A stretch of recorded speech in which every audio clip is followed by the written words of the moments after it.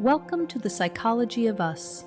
This podcast is created by RJ Starr, a public intellectual and independent psychology educator. The material presented is educational and interpretive, examining psychological life as a domain of understanding rather than intervention. It does not provide therapy, diagnosis, or professional guidance. Each episode stands as a complete work of public psychological inquiry. Welcome to the deep dive. So picture this. You're just walking down the street, maybe you're traveling somewhere totally new, or, even just navigating a different neighborhood in your own city. Right, somewhere you're a bit out of your element. Exactly, and you see someone doing something completely unfamiliar, like maybe it's the way they're dressed or some strange way they're interacting with a cashier. Yes, some social practice you've just never encountered before. Yeah.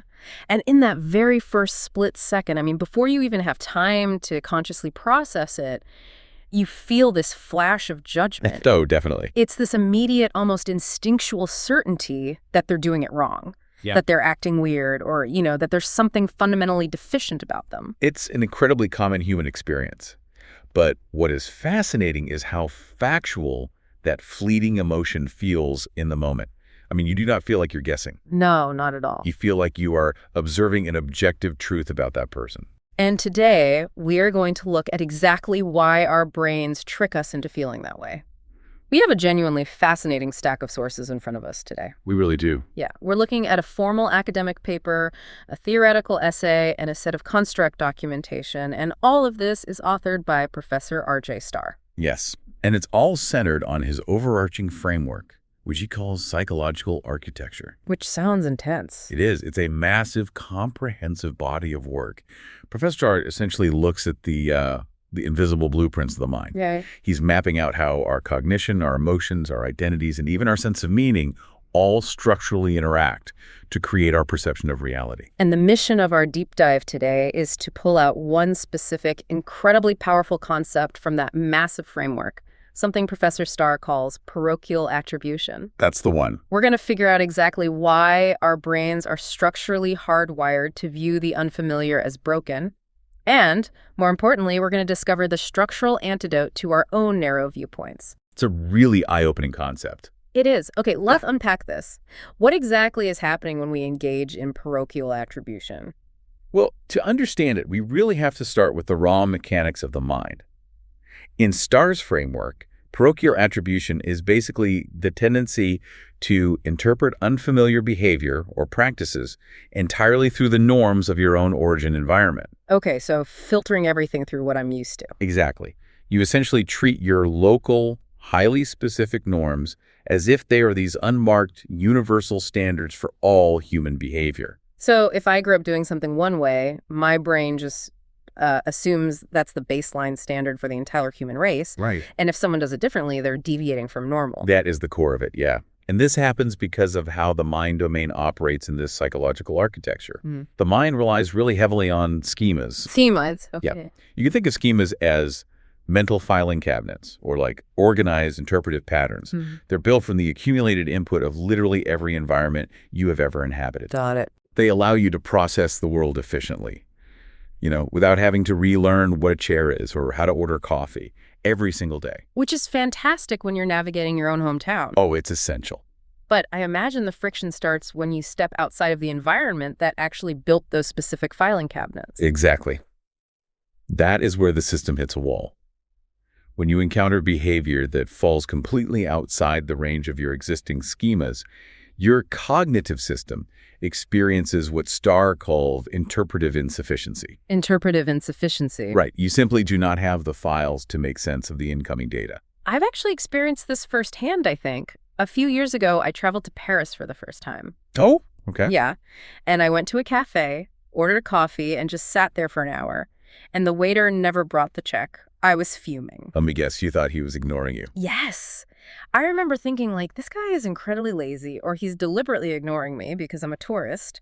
I felt this intense, judgmental certainty that he was just bad at his job. But later, someone explained to me that in that culture, rushing a customer out with a check is considered incredibly rude. The waiter was actually being polite. That is a perfect Textbook example of interpretive insufficiency. And notice what your brain did in that cafe. Yeah. It didn't just pause, throw up its hands, and withhold judgment until it gathered more cultural facts. Not at all. It immediately invented a story where the waiter was the villain. I mean, why doesn't the brain just say, hey, I don't know what's happening here? Because the cognitive system basically hates a vacuum. It automatically and rapidly defaults to the nearest available frame. And because you lack a schema for the new behavior, that default frame is almost always organized around deficiency rather than just difference. Right. Like, I didn't read the missing check as a valid alternate cultural practice. Nope. You read it as laziness. Yeah. And people do this every day. They don't read unfamiliar clothing as just another valid style. They read it as poverty or poor taste or an error. I love how clear this becomes when you think about it mechanically. Like, it's exactly like a computer trying to open a brand new video file format using a really old media player. Oh, that's a great way to put it. Right, because the software lacks the right codec, like the right schema.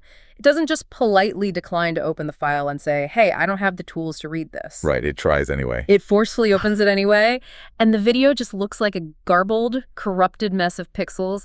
The computer tells you the file is completely broken, but really the file is perfectly fine. Exactly. Your software just lacks the range to read it properly. The codec analogy is incredibly apt because it completely shifts how we view that initial flash of judgment.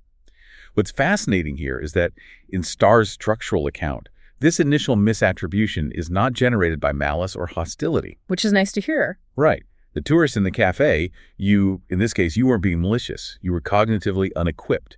It's a structural misfire generated by a schema system operating without the range the situation actually requires. That is honestly a relief. It reframes a lot of moments where I look back and just cringe at my own narrow-mindedness. You all have those moments. But it also begs a massive question.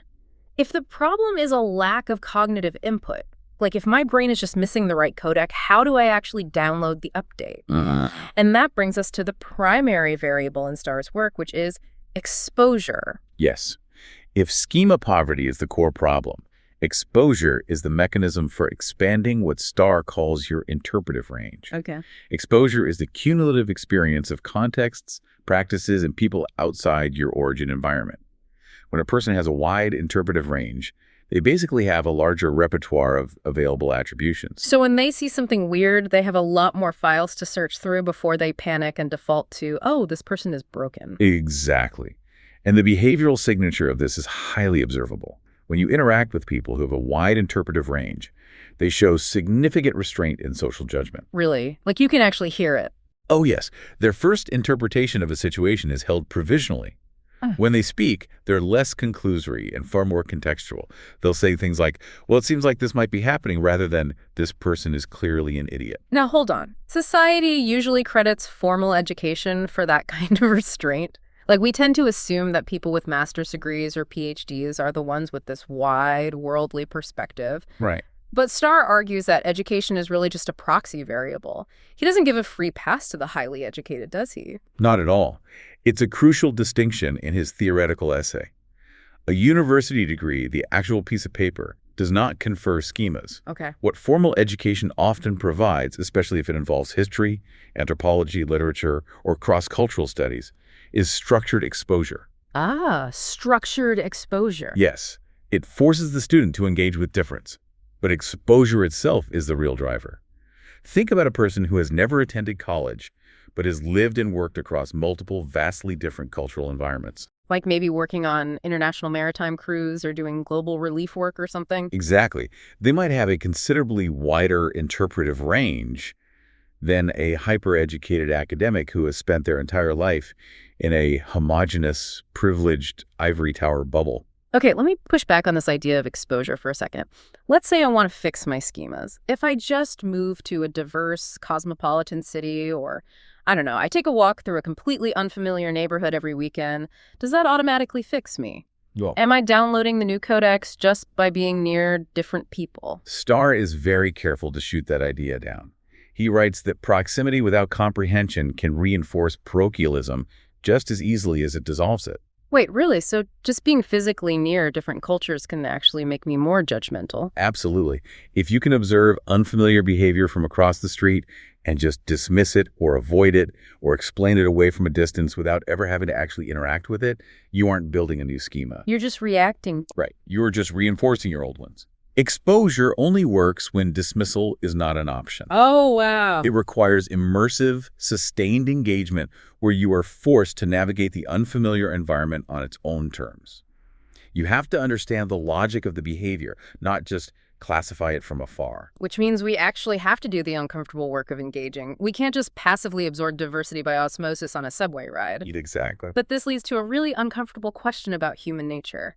We've established that proximity is not an automatic cure, and that initial judgment isn't necessarily malicious. But does Starr just give everyone a free pass?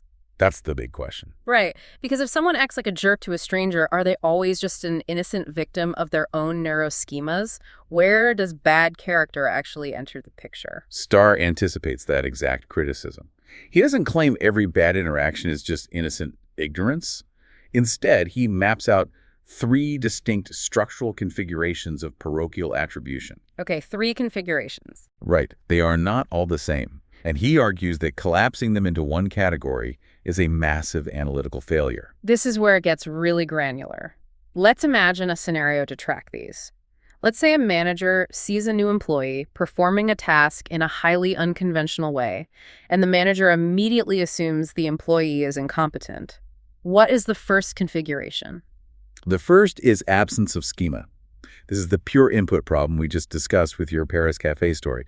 The manager has zero exposure to the employee's context or methodology, so the cognitive system genuinely defaults to deficit. Right. It's easily fixed with genuine exposure because the manager system is functioning correctly. It just needs the data explained to it. Innocent until proven guilty by exposure, but what if the manager actually does know better? That brings us to the second configuration, which is presence without selection. In this setup, the manager actually possesses the correct schema. They have the interpretive range to understand the employee's behavior accurately. But they don't use it. Exactly. At the moment of encounter, something suppresses the correct interpretation. It could be identity pressure, the corporate culture they are in, peer pressure from other executives, or motivated reasoning. So the codec is fully installed on the computer, but the system refuses to use it because the other software programs are, like, throwing up error messages. That's a great way to look at it. The manager knows the employee isn't incompetent, but the company culture demands conformity, so the manager plays along with the judgment. Precisely. The range is there, but the system blocks it. And this is much harder to fix with just more exposure, because the problem isn't a lack of data. It's a suppression mechanism operating at the level of identity and social pressure. Which leaves the third configuration, and this one sounds like the actual villain of the story. Configuration 3 is deliberate override. Here, the observer possesses the correct interpretive frame. They know exactly what the behavior means in its proper context. But they deliberately choose to select the deficit-organized attribution anyway. They weaponize the misunderstanding as a tool for social status, to reinforce group boundaries, or to actively express contempt. So to answer my own question about where being a jerk starts, it's configuration 3. That is the deliberate weaponization of a cognitive misfire. This raises an important question, though. Starr's framework insists that we must separate the initial flash from the subsequent action. The very first initial attribution, that split-second flash in your brain, is structurally produced without deliberate choice. Even for the jerk. Yes, where moral evaluation actually becomes relevant is what happens in the next 10 seconds. Do you endorse that misattribution? Do you repeat it out loud? Do you act on it? Or do you subject it to revision once you have a moment to think? The initial thought is just your structure reacting. Your character is what you do with the second thought. But let's look at the dark side of this. What happens if we fail to revise those initial, structurally generated misattributions? Starr's work indicates they don't just sit there as isolated little oops moments in our brain, do they? They absolutely do not. And this is where we get into the architecture part of psychological architecture. If a parochial attribution is repeated and goes unrevised, it propagates across the psychological domains in a very specific 4-stage downward spiral. Yeah, I was reading through this section, and it reminded me less of psychology and more of a computer virus. How so? Well, if you download a malicious file, it doesn't just sit in your downloads folder. If you don't delete it, it eventually rewrites your entire operating system. Let's track that spiral because it shows how a tiny cognitive error can infect an entire worldview. Let's do it. So, stage 1 is what we have been talking about, cognitive misattribution in the mind domain. Right, that's the initial download of the bad file. You read difference as deficit. At this stage, it's very fragile. If someone simply explains the context to you, you can easily update your schema and delete the file. But if that doesn't happen, the virus moves to stage 2, which is emotional reinforcement. The emotion domain gets involved, the virus basically starts running in the background. Exactly. The cognitive misreading generates an affective state. Basically, your body physically feels that low-grade hum of contempt, amusement, or a feeling of dismissal. Oh, I know that feeling. Right. And in Starr's model, emotion isn't just a passive byproduct. It actively shapes cognition. Your system now has an emotional investment in maintaining the deficit frame because it validates that smug feeling of superiority. And once you're emotionally invested, it moves to stage 3, identity stabilization. The virus is now changing your administrative privileges. This is where it gets deeply entrenched. The emotional reinforcement feeds directly into your identity. The observer starts building a self-concept around the idea that they represent the standard of normalcy and the other person represents a deviation. Wow. It's no longer just about interpreting a single encounter at a cafe or an office. It's about who you are relative to them. You are the benchmark. Which leads to the final, most locked-in phase. Stage 4, meaning level consolidation. The virus has rewritten the entire operating system. Yes. The meaning domain takes those identity assumptions and organizes them into a coherent narrative about how the entire world is structured. It dictates who belongs where, what is objectively right, and what departures from your local conventions signify on a global scale. It becomes the foundational story of how you view society, like pouring concrete. In stage 1, it's wet, you can wipe it away with a little new information. By stage 4, it is set completely into the foundation of a house, and removing it requires a jackhammer. That's a powerful analogy, Yeah. and it connects to something really practical. This cross-domain propagation explains exactly why so many corporate diversity training programs or, brief cultural sensitivity workshops are such massive failures. Oh, really? How so? It's the exact reason. A standard 2-hour training module is usually designed to provide new cognitive information. It's targeting stage 1. It's handing out facts. Right. But the individual sitting in that room might have parochial attributions that have been ossifying for decades. They are operating at stage 4. You cannot disrupt a meaning-level narrative, an identity structure, and an emotional reinforcement loop with a PowerPoint presentation of cognitive facts. You're trying to delete a single file when the entire operating system has been rewritten. Interventions have to target the right structural level. Yeah, you cannot fix a corrupted hard drive by just changing the desktop wallpaper. Exactly. Now, I want to pivot slightly because to truly understand how to apply this framework to our own lives, we really need to know what we are not dealing with. Boundary conditions. Right. Starr provides some very strict boundary conditions. We need to contrast parochial attribution with the popular buzzwords we hear all the time. Let me play devil's advocate for a second. Go for it. Isn't parochial attribution just a fancy, sanitized academic term for prejudice? It sounds similar, I know, but the distinctions are critical.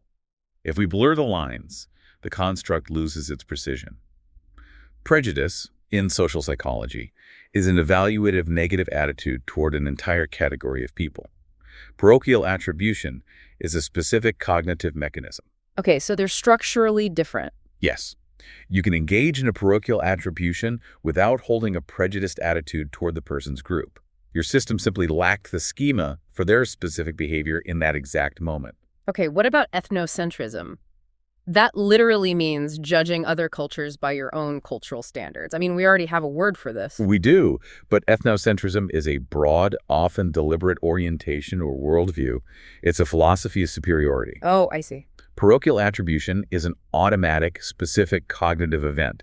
It is the exact mechanical moment the schema insufficiency happens before philosophy even enters the picture. Let's tackle the biggest one, implicit bias. Corporate America talks about this constantly. How is this different from implicit bias? They operate on completely different axes. Implicit bias is about automatic associations between a category and an evaluation. For example, automatically associating a specific demographic group with a negative trait. But parochial attribution is strictly about interpretive range. Can you give me an example of how someone might have one but not the other? Certainly. Imagine a well-meaning tourist who volunteers abroad. They have zero implicit bias against the local population. In fact, they hold them in incredibly high regard. Okay. But when they see a local bartering system in the market, they completely misread the loud, aggressive-sounding negotiation as a violent argument, and they call the police. They had low bias, but because their interpretive range was incredibly narrow, they still defaulted to a parochial misattribution. The cognitive machinery misfired despite their good intentions. That is a brilliant distinction. You can love a culture and still completely misread it because you lack the schema. Okay, here's where it gets really interesting for me, and this was my biggest aha moment in the reading. I have to admit, I always assumed that if someone was highly educated, very analytical, and had a high IQ, they were essentially immune to this kind of narrow-mindedness. But Starr argues that intelligence literally has nothing to do with it. Nothing at all. Starr is emphatic that parochial attribution is not a symptom of low intelligence. In fact, the cognitive system of the person making the judgment is functioning exactly as it was designed to. It is processing the available data perfectly. The problem is simply that the data set is insufficient. Exactly. So when we see someone make a wildly narrow-minded judgment and we just roll our eyes and call them stupid, we are actually completely missing the point.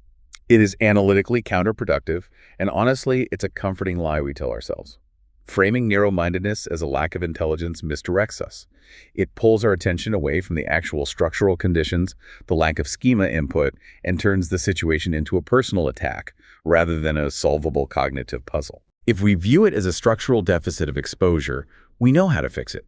We know we need to provide immersive engagement. If we just label the person as stupid, we learn nothing, we fix nothing, and we just entrench our own superiority. That completely flips the script on how we interact with people we disagree with or people who judge us unfairly. We've covered a massive amount of ground today. We really have. We started with that universally relatable flash of judgment, the guy in the cafe, and realized it isn't necessarily malice. It is interpretive insufficiency.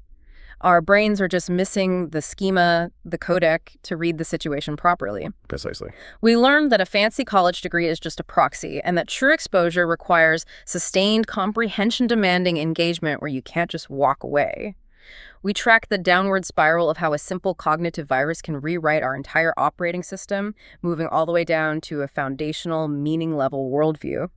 And we untangled the specific mechanical misfire from prejudice, bias, and the myth of intelligence. It's a profound framework to view the world through.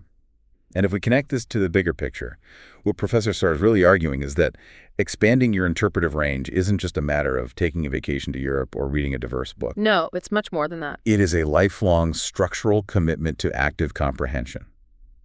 It's about intentionally seeking out conditions where you cannot simply dismiss what you do not understand.